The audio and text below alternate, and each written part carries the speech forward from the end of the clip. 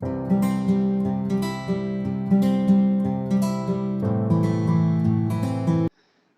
Everyone. तो कैसे हैं आप सब? आई होप आप सब बहुत बढ़िया हैं। मैं भी इधर बहुत बढ़िया हूँ। फ्रेंड्स, जैसा कि सिचुएशंस चल रहा है अभी कोरोना की वजह से कि बहुत ही ज़्यादा सिचुएशंस आउट ऑफ कंट्रोल हुए जा रहे हैं। आई होप आप सब बहुत बढ़िया होंगे, घर पे होंगे, सेफ होंगे, सारे प्रोटोकॉल्स फॉलो कर रहे होंगे, सारे रूल्स फॉलो कर रहे होंगे, घर के बाहर तभी निकल रहे होंगे जब ज़्यादा इमरजेंसी हो। ठीक है, तो आप प्लीज़ ये नियम फॉलो करें। अपना इम्यूनिटी को बढ़ाने के लिए जितने भी हो सके जो जो प्रेस्क्राइब फूड्स हैं, जो जो प्रेस्क्राइब मेडिसिन है वो लेते रहें। अगल बगल साफ सफाई रखें और अपने हाथ सैनिटाइज करते रहे, घर को सैनिटाइज करते रहें। ठीक है, तो चलिए इस वीडियो को स्टार्ट किया जाए। फ्रेंड्स, अभी अभी कुछ समय पहले एक लाइव कॉन्फ्रेंस में पप्पन सर आए थे और उन्होंने कुछ इश्यूज को एड्रेस किया था। तो फटाफट अपने ज़्यादा वीडियो को लंबा ना करते हुए फटाफट उस इश्यूज को देखते हैं और बताते हैं कि उस इश्यूज को सर ने किस तरह से एड्रेस किया है, क्या सर का रिप्लाई आया है, क्या क्या इश्यूज उठाए गए थे और उनके वजह से क्या क्या आने वाले एग्जाम्स में जो जो है अपडेट मैं इस वीडियो में लेकर आया हूँ आपके लिए। तो वीडियो को लास्ट तक पूरा देखें। ठीक है, तो चलिए स्टार्ट किया जाए। Issues addressed by CMA Pappan sir through live video conferencing. सबसे पहला सवाल ये उठाया गया था कि सर री वेरिफिकेशन रिजल्ट डेट कब आ रहा है, री वेरिफिकेशन रिजल्ट डेट कब आ रहा है। तो इसका जो आंसर था, सर ने बोला कि देखिए, क्योंकि पिछले जो एग्ज़ाम गया उसमें जो जून 2020 टर्म के एग्ज़ाम के स्टूडेंट्स थे और जो दिसंबर 2020 एग्ज़ाम के स्टूडेंट्स थे, दोनों मिल के अपीयर किए थे। तो स्टूडेंट्स अपीयरिंग जो था वो बहुत ही ज़्यादा नंबर का था। ठीक है, तो उसमें से काफ़ी जन पास हो गए, काफ़ी जन कुछ कुछ मार्क्स के लिए फेल हो गए। और जैसा कि आपको कुछ समय पहले पता था कि लॉ का पेपर ऐसा था, सीएमए फाइनल लॉ का पेपर एक्चुअली ऐसा था जिसमें काफ़ी जन को प्रॉब्लम हुआ था। उनको अब पूरा ग्रुप में हर एक 3 सब्जेक्ट में अच्छे नंबर आए थे, लेकिन लॉ के सब्जेक्ट में उन्हें फेल कर दिया गया था। तो उसी की वजह से उन्हें लगता है कि नहीं, वो लॉ में पास हो सकते हैं। तो इसीलिए बहुत ही ज़्यादा तादाद में री-वेरिफिकेशन के लिए एप्लीकेशन जमा हुए हैं। तो इसी के ऊपर अभी इंस्टीट्यूट काम कर रहा है, री-वेरिफिकेशन हो रहे हैं। क्योंकि देखिए, री-वेरिफिकेशन का प्रोसेस एकदम शुरू से चालू होता है ना। री-वेरिफिकेशन का प्रोसेस शुरू से चालू होता है। इसका मतलब क्या, जैसे ही एग्जाम होता है शुरू से जैसे पेपर चेक होता है वैसे ही अभी शुरू से पेपर चेक होगा उन सारे स्टूडेंट्स के जिन्होंने री-वेरिफिकेशन के लिए अप्लाई किया है। इसका मतलब क्या हुआ कि उसमें समय लगेगा। ठीक है, तो जैसे ही री-वेरिफिकेशन कंप्लीट होता है तो रिजल्ट का डेट जरूर ही डिक्लेयर कर दिया जाएगा। यही है सर का आंसर था यहाँ पे। तो मोस्ट प्रोबेबली एक्सपेक्टेड डेट है कि विद इन में या फिर विद इन में आ जाएगा। जहां तक सर का जो जवाब था उससे जो मैंने कंक्लूजन निकाला, हो सकता है विद इन में भी आ जाएगा। क्योंकि हो सकता है बहुत जन अपने जो 20th में लास्ट कट ऑफ डेट है for examination form for July examination, तो उसके लिए बहुत जन वेट कर रहे होंगे कि मेरा रिवेरिफिकेशन रिजल्ट आ जाएगा तो हो सकता है मैं पास हो जाऊंगा, तो मैं एग्जाम फॉर्म क्यों भरूंगा। तो इसीलिए विद इन में बहुत ज़्यादा चांसेस है। लेकिन हो सकता है 1 भी जा सकता है, लेकिन विद इन में ज़्यादा चांसेस है। मतलब 70 to 80% चांसेस विद इन में है। ठीक है, तो आपका पहला सवाल का जवाब आपका खत्म हुआ। तो जो लोग री-वेरिफिकेशन रिजल्ट का डेट का वेट कर रहे हैं वो लोग थोड़े और वेट कर ले। इंस्टीट्यूट काम कर रही है, सारे इंस्टीट्यूट स्टूडेंट के साथ है। जो भी होगा उसका आपका टेंशन लेने का जरूरत नहीं है। दूसरा, will exam form filling date be extended. देखिए, इसका जवाब मुझे ये आया कि सर ने कहा कि institute is always with the student, institute is with the students।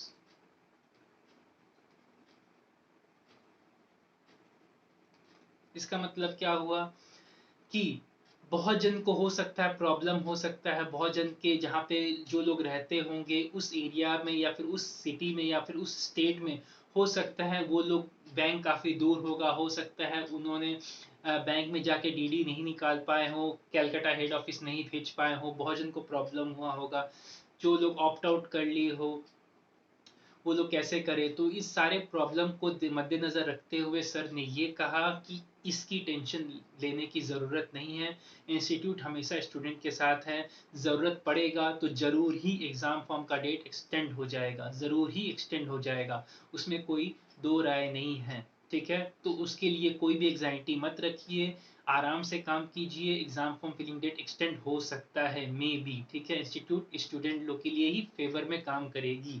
अगर 20 तारीख के पहले वेरिफिकेशन रिजल्ट भी नहीं आ रहा है, बहुत जन फंस जाएंगे कि सर मैंने तो वेरिफिकेशन रिजल्ट का वेट कर रहा था और उसके बाद एग्जाम फॉर्म भी नहीं भरा, तो क्या होगा।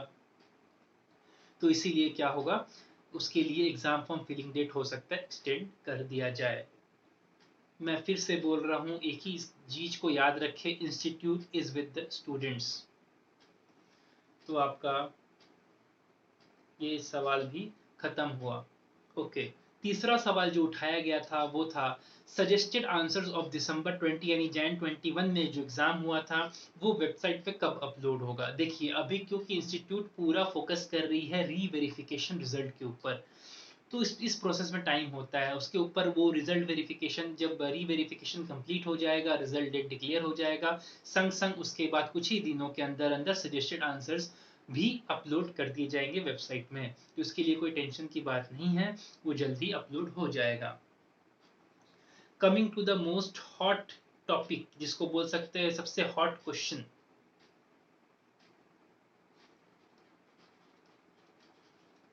जो स्टूडेंट के दिमाग में बार बार घूम रहा था कि सर क्या होने वाला है, एग्जाम मोड क्या होने वाला है।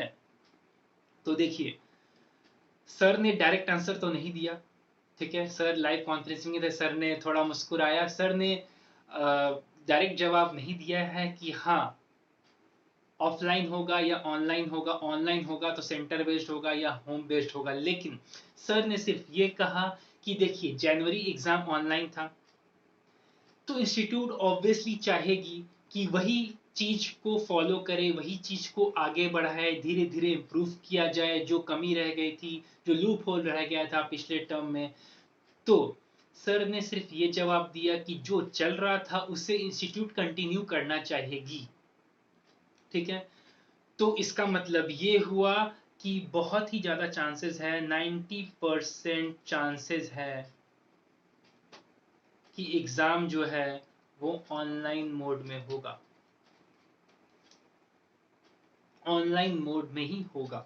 ठीक है, 90% चांसेस है ऑनलाइन मोड में ही होगा, क्योंकि सर ने डायरेक्ट जवाब नहीं दिया, सर ने यही कहा घुमा फिरा के कि जैसा चल रहा था इंस्टीट्यूट वैसा कंटिन्यू करना चाहेगी।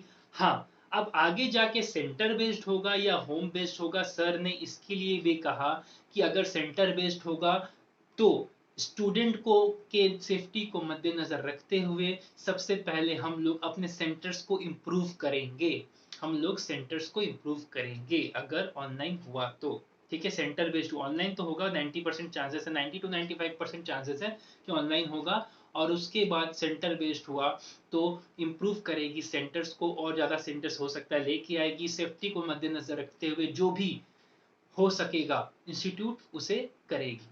ठीक है, तो आप ये मान के रखिए कि ऑनलाइन मोड में ही एग्जाम होगा और आप लोग अच्छे से प्रिपेयर कीजिए। ठीक है, तो ये हॉट टॉपिक आज का खत्म हुआ। ओके, नेक्स्ट है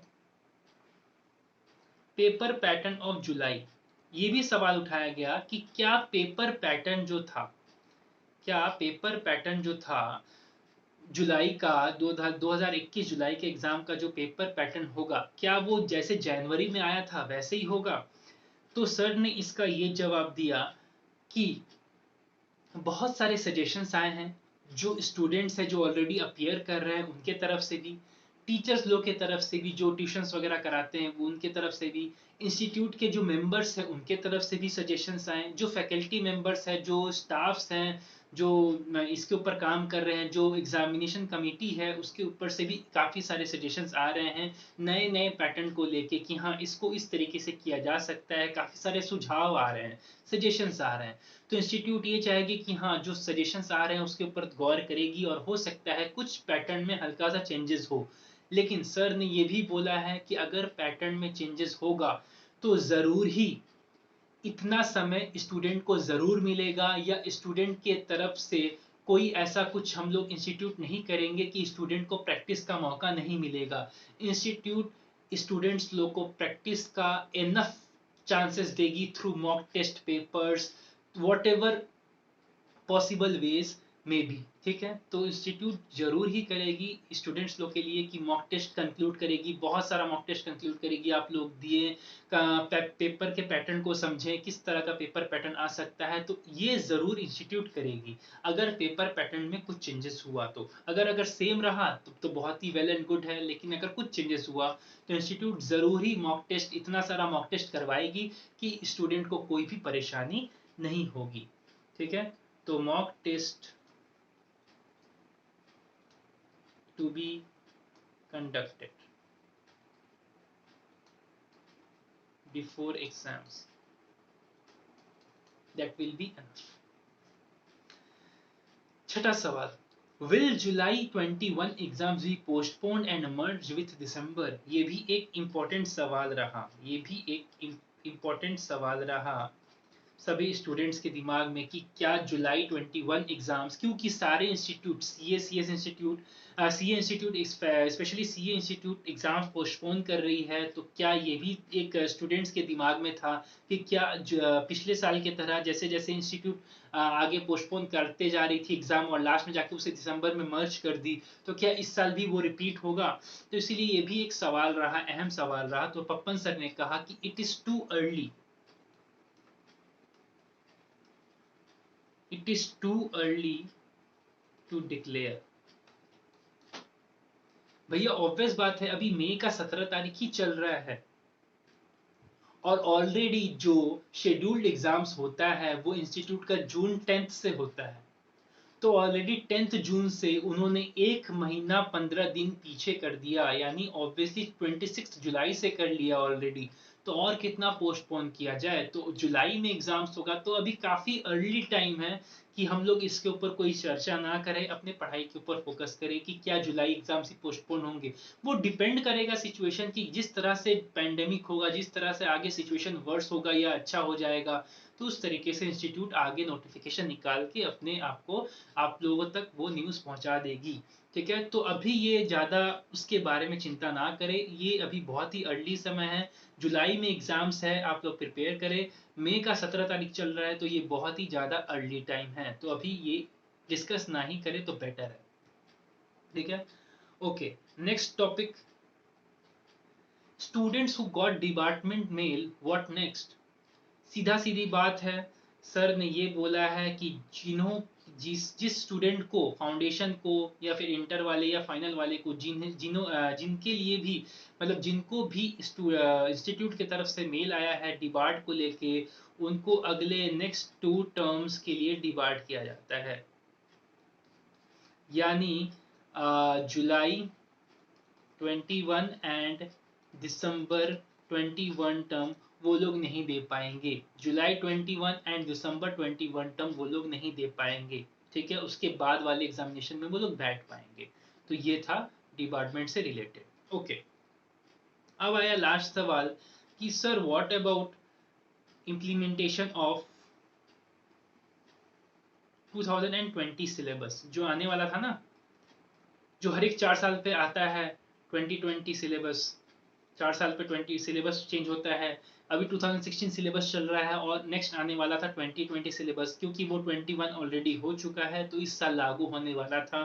तो सर ने ये बोला कि देखिए, हमारा जो इंस्टीट्यूट है वो सेकेंड लार्जेस्ट बॉडी के अंदर आता है, स्टैट्यूटरी। ठीक है, स्टैट्यूटरी बॉडी के अंदर आता है। तो इसके लिए क्या हो रहा है कि जगह जगह से क्या रिक्वायरमेंट होता है, प्रैक्टिकल वर्ल्ड में क्या नहीं होता है, कॉर्पोरेट का क्या रिक्वायरमेंट होता है, उसकी वजह से क्या होता है, सिलेबस को डिजाइन किया जाता है कि हाँ कल के दिन एक प्रोफेशनल जो तैयार हो रहे हैं उन्हें ये पता होना चाहिए, ये पता होना चाहिए। तो कॉर्पोरेट में जिस तरह का रिक्वायरमेंट होता है, कॉर्पोरेट सजेस्ट करती है कि हाँ आप अपने सिलेबस में इस चीज को इंक्लूड करें, स्टूडेंट्स को पढ़ाएं और स्टूडेंट्स को तैयार करें आगे के लिए। ठीक है, तो अभी काफी सारे चर्चा वगैरह इसके ऊपर हो रहे हैं, तो अभी फिलहाल में ज्यादा कुछ उसके बारे में नहीं सोचा गया है। जैसे जैसे स्टैट्यूट की तरफ से, जैसे जैसे कॉर्पोरेट वर्ल्ड की तरफ से जैसे जैसे कुछ सजेशंस आते रहेंगे, वैसे वैसे इंस्टीट्यूट उसको सिलेबस के अंदर इंक्लूड करके आपके सामने ले आएगी। बहुत सारे स्टूडेंट का रहना है कि सर कब नया सिलेबस इंप्लीमेंट हो रहा है, हमें एडमिशन लेना है। तो उसके लिए आप लोग वो टेंशन नहीं ले, एडमिशन लेना है तो ले लीजिए, टाइम किसी के लिए रुकता नहीं है, आप वेट करेंगे तो वेट करते रह जाएंगे। आप अपना आराम से एडमिशन ले लीजिए और जो भी सिलेबस है उसमें आगे बढ़ के अपना एग्जाम्स को क्लियर करिए और प्रोफेशनल डिग्री अर्न करिए। ठीक है, तो ये था अपना इम्प्लीमेंटेशन ऑफ 2020 सिलेबस के बारे में। तो यहाँ पे अपने वीडियो को ख़त्म करते हैं। तो आप सब अपना ख्याल रखें, अगल बगल का भी ख्याल रखें। बहुत जल्द मैं कुछ नया वीडियोस लाने वाला हूँ। सॉरी मुझे टाइम नहीं मिल पा रहा है, तो काफ़ी देर से मैंने वीडियो ये अपलोड किया है। तो उसकी प्रॉब्लम नहीं है, कुछ कुछ प्रॉब्लम चल रहा होता है तो जिसकी वजह से टाइम थोड़ा नहीं मिल पाता, ऑफिस वर्क भी है। तो उसके लिए मैं सॉरी बोलता हूँ, लेकिन जल्दी जल्दी कुछ कुछ मैं वीडियोस ला रहा हूँ आपके लिए। ठीक है, तो उसके लिए रेडी रहिएगा। जैसे जैसे वीडियोस आएगा, इस वीडियो को जो लोग भी देख रहे हैं सब्सक्राइब कर लेना चैनल को और बेल आइकन दबा देना, ताकि जल्द से ही मैं वीडियो पोस्ट करूँ नोटिफिकेशन आपके पास पहले जाए। और शेयर करिए इस वीडियो को सबके साथ। ठीक है, तो चलिए take care and bye bye, मिलते हैं अगले वीडियो में। थैंक यू ऑल, चलिए टेक केयर, बाय बाय।